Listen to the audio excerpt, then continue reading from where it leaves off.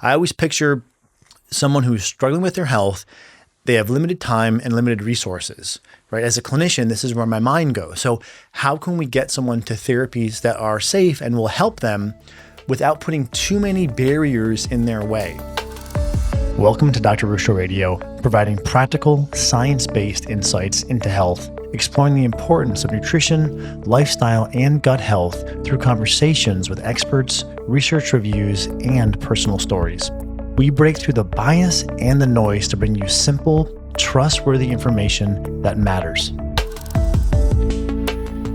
Hey everyone, this is Dr. Ruscio. Welcome back. Let's discuss more tools that can help you with depression, muscle recovery, and longevity. Starting our discussion with an in vogue topic, ketamine. Ketamine therapy, which has a long history of use as an analgesic, but in a more recent fashion is being explored for PTSD, depression, anxiety, and even for substance abuse. The way ketamine is being administered is becoming more and more accessible, meaning traditionally it's often been given as an IV. However, it's now being administered as a nasal spray. And even in some cases or in some telehealth settings, as a nasal spray, you can use at home. I'll come back to options in a moment, but let me lead with what this study found. Now, firstly, it was a meta-analysis looking at people with depression and suicidal ideations. People were given either medication plus placebo or ketamine plus medication. What they found was that the addition of ketamine led to improvements in depression within 24 hours of administration that lasted for up to 3 months. And to quote here, patients with major depression and suicidal ideation benefit from the use of ketamine.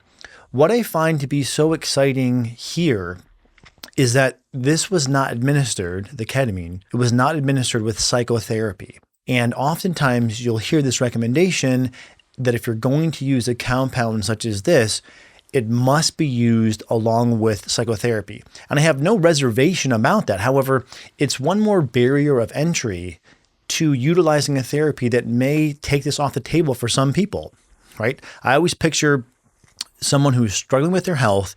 They have limited time and limited resources, right? As a clinician, this is where my mind goes. So how can we get someone to therapies that are safe and will help them without putting too many barriers in their way? And this, I believe, is one of the first studies of its kind showing that the ketamine, again, did not have to be paired with multiple sessions of psychotherapy in order to have its benefit. Again, I have zero quarrel with the combination, and I think it's probably better to have that combination than to just use the ketamine nasal spray by itself. Again, however, if someone's limited with their time and with their resources, I really appreciate what this study found in its ability to improve depression.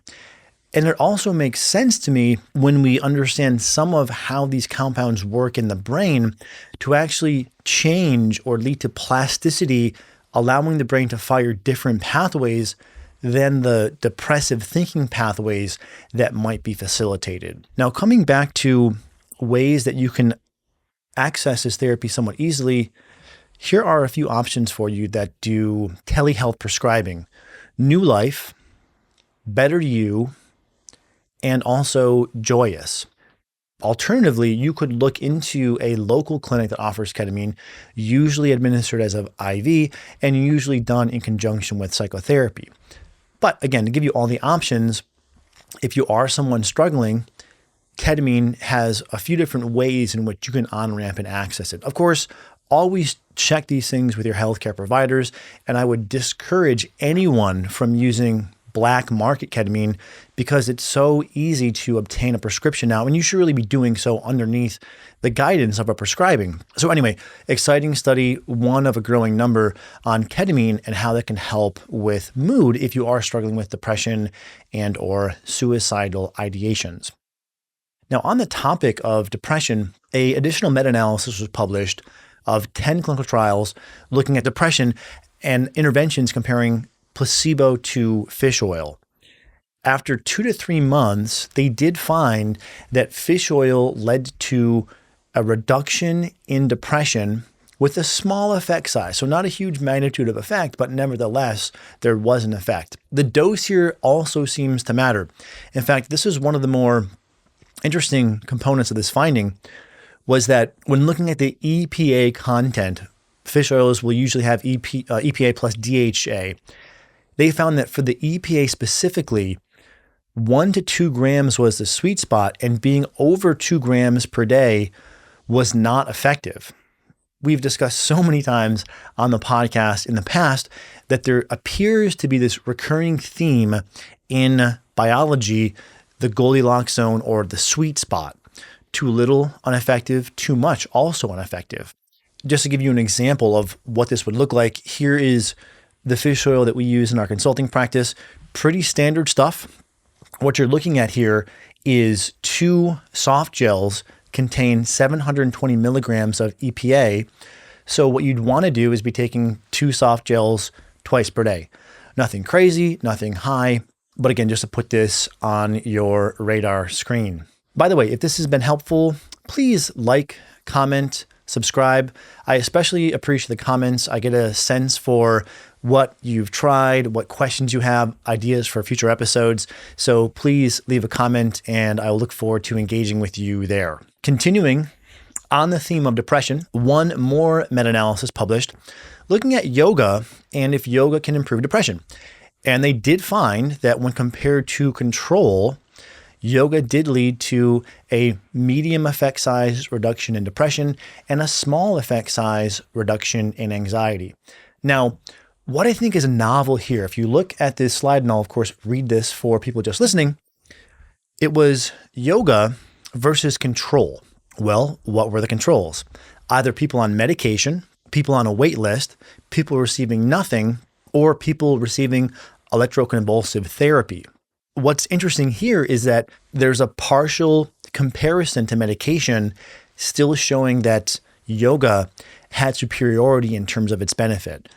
I'm not saying you have to pick one or the other, but just putting this finding out there for you regarding the power of natural and exercise-based interventions for mood. Another note is that the effect was seen within 2 months. So it's not to say you're going to see an improvement from your first yoga session, although you may, but within 2 months is when the needle started to move regarding depression. We've also discussed on the podcast in the past that there does seem to be this emerging theme across multiple studies that a level of exertion, usually moderate to intense, seems to provide the best benefit from exercise. And this is the next study I wanted to cover with you, which lends further support to this finding. Another meta-analysis looking at patients with severe depression, comparing control, meaning nothing, to exercise, either aerobic strength or both. They did find a reduction in depression, but note the effect size, large. Now, in the yoga study, the effect size was medium to small. In this study, with aerobic or strength training, there was a large effect size. Now, how I interpret this is yoga typically is going to be less intense. Sure, you could argue if you're doing something like Bikram yoga that's hot or some sort of power yoga that's really vigorous, that would be moderate to intense. But for the most part, yoga is going to be lower intensity, which is all fine and good, right? Any movement is better than none. However, if you're looking at your week and saying, how can I select different types of exercise to have the most robust health? You might want to integrate into your plan some exercise that is either aerobic or strength at a moderate to high intensity, because there does seem to be a larger impact with moderate to higher intensity. Again, anything is better than nothing, but just to make you aware of this. One more study here that I felt salient. If we compare the level of depression reduction of exercise compared to medication, comparing 2 different meta-analyses, here's what we see. Exercise leads to a 4.7 point reduction in depression. Medication leads to a 1.9 point reduction in depression. Again, it's not to say you have to pick one or the other. I would just be remiss if I didn't try to share with you how powerful exercise is toward improving mood. If you need both, that's absolutely fine. But I would submit to you that you want to make sure to be exercising if you have depression, because data like this are very clear and very compelling. And one more study here on this theme, a separate meta-analysis comparing exercise directly to medication concluded as follows. The results suggest no difference between exercise and pharmacological interventions in reducing depressive symptoms in adults with mild to moderate depression. So what this means is you are going to experience, or very likely to experience, the same effect from exercise as from medication. Now, if you're someone who is already a naturally minded healthcare consumer, if you will, then this probably makes sense to you. If you're someone who has seen the commercials on TV, or maybe just the messaging and the information you've been given has been more drug-centric, this presents, I think anyway, a powerful anecdote to show you that there's really equivalency. And because there might be some side effects associated with medications, I wouldn't say for everyone, but clearly there are adverse events reported from the medications. I like the idea of starting with exercise first and then reevaluating. And you can always have this discussion with your primary care, with your psychologist, psychiatrist, whoever you're working with, and ask them about, hey, can we start with exercise for, let's say, a month and then reevaluate? So anyway, some information there showing and showcasing the power of movement exercise, whether it be yoga, strength, or aerobic training for improving your mood. Now, one of the other things that can be helpful is understanding how it is that exercise leads to its antidepressive effects. This schematic I found to be quite telling. There's a myokine. So these are substances released from your muscles when you exercise. One of these myokines is known as irisin, and irisin has been shown to have a direct anti-inflammatory effect. And we know that at least one component of depression is inflammation, as well as many other diseases and conditions may have excess inflammation as one of the etiologies or the causes. So if there is a natural way, movement, that we can stimulate myokines and this irisin to reduce inflammation, that's a big win. In tandem with that, we've discussed in the past what's known as Miracle Grow for the brain, BDNF, or brain-derived neurotrophic factor. And this compound increases serotonin, increases dopamine, and has many antidepressive effects. And remember, many of the medications do the same thing of increasing serotonin and dopamine levels. So another way to get a similar benefit as you would see with a medication can be gleaned through exercise. So just bear this in mind if you're struggling with a low mood. I know how challenging that can be. And here are a few options to naturally reduce inflammation and improve literally the health of your brain through irisin, the anti-inflammatory benefits, and or the brain-derived neurotrophic factor, which also has benefits on memory, not just on mood. Okay, let's come over to muscle recovery. This was exciting to see on the topic of cold water immersion, a meta-analysis summarizing 20 randomized controlled trials. Interesting and exciting to see the body of literature on cold exposure therapy growing to the point where there's a meta-analysis of 20 trials. They looked at healthy individuals who either had passive or active recovery. So this would be something like walking, stretching, compared to cold water immersion, anywhere from 41 degrees up through to 59 degrees. So what's nice about this is it doesn't have to be super cold. And there's a nice range here, a duration of anywhere from 1 to 15 minutes. Now, across all these different temperature and duration intervals, they found improvements in muscle soreness and in post-exercise fatigue.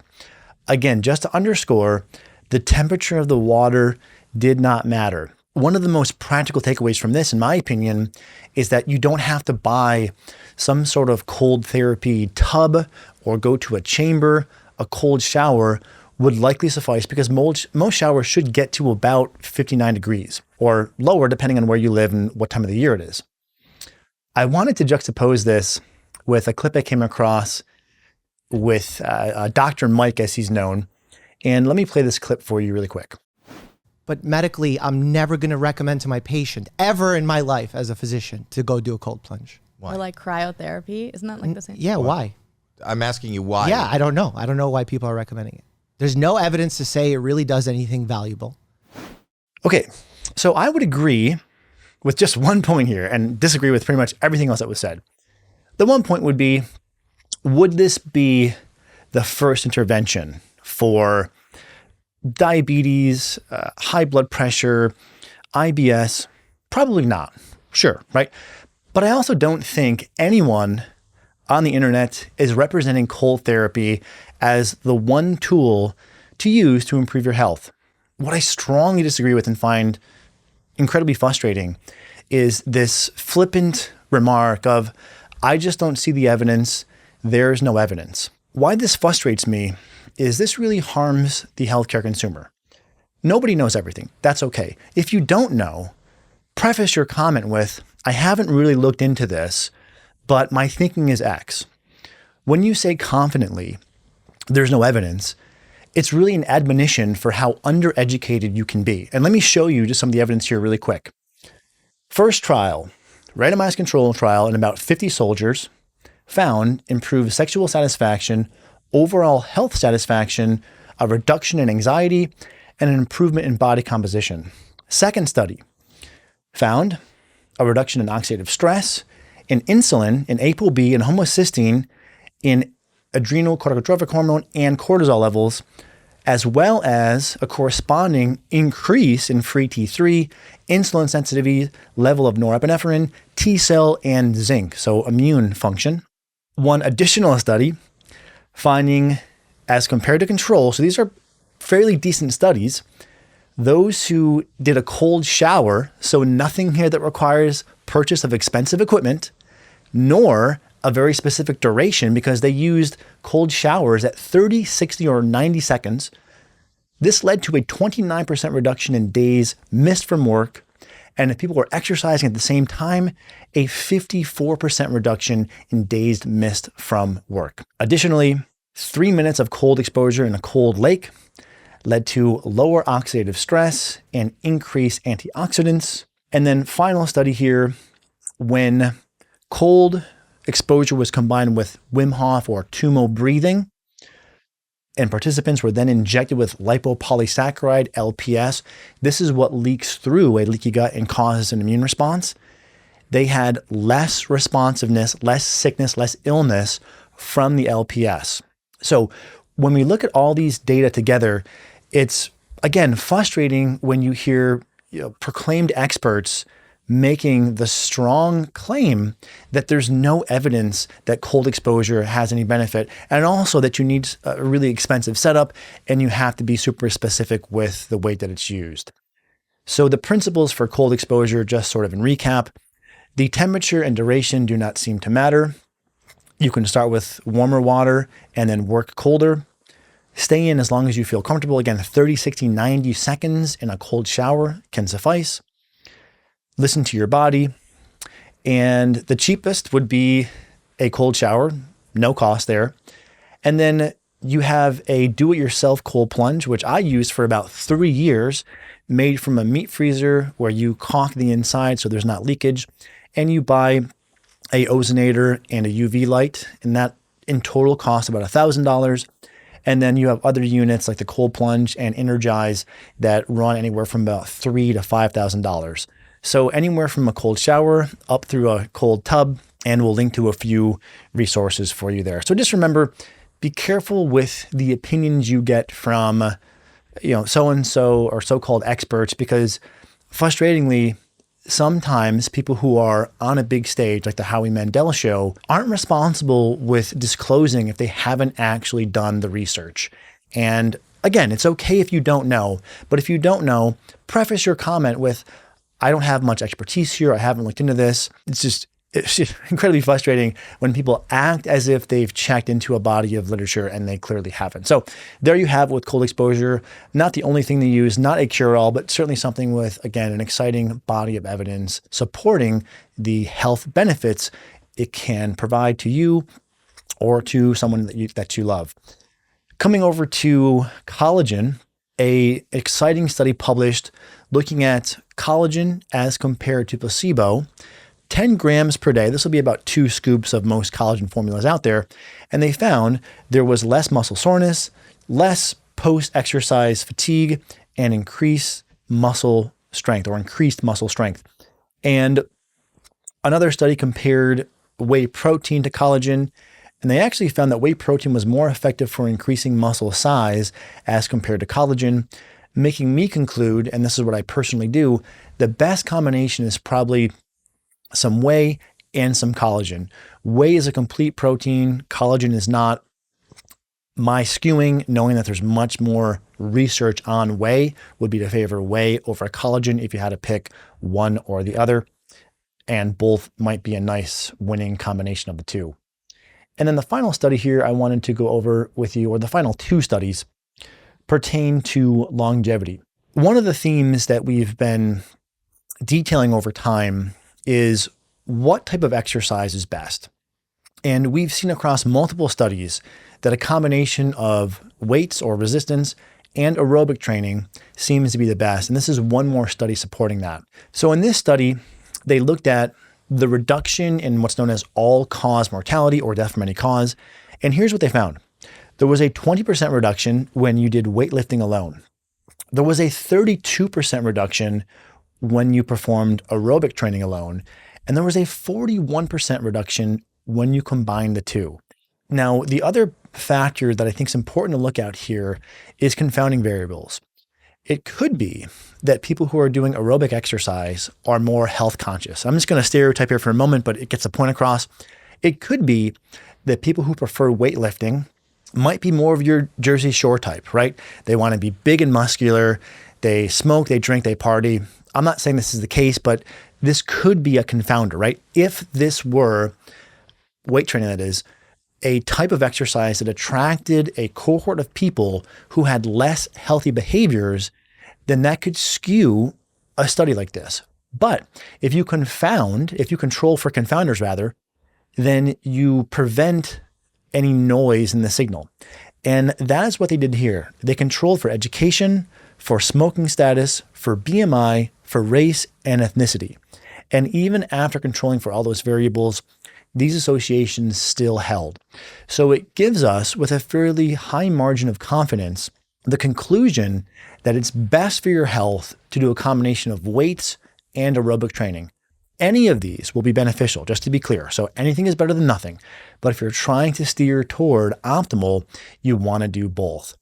And they also found that the most benefits were achieved when weight training was performed 1 to 2 times per week, and there was aerobic training that was moderate to vigorous for 30 to 60 minutes and about 5 times per week.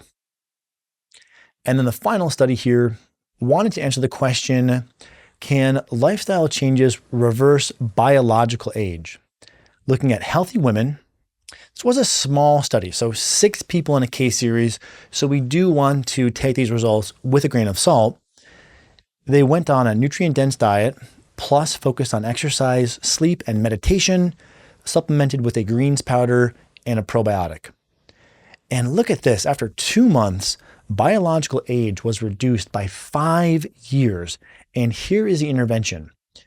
They went on a diet that was high in plants, animal protein, eggs, and organ meat, namely liver. They kept their eating to a 12-hour window, and they were sleeping at least 7 hours per night. They were exercising 30 minutes, 5 times per week at a moderate to vigorous intensity. There that is again. The meditation was 20 minutes per day, and they supplemented with a lactobacillus plantarum at 20 billion and a greens powder. And again, they saw within 2 months a 5-year reduction in their biological age. So a good example of how a cropping of simple interventions can really help with anti-aging and prolonging longevity. Again, small study, so take it with a grain of salt. This provides me some reassurance because this is very similar to what I do every day. I eat plants, animal protein, eggs, organ meats. I try to consolidate my eating to a compressed window, prioritize sleep, exercise about 6 days per week, meditate probably closer to 10 to 15 minutes per day. I use a probiotic and I use a greens powder. So anyway, these are a number of studies that you can hopefully use to better optimize your health. And I hope you have found this helpful. I'll talk to you guys next time. Bye-bye.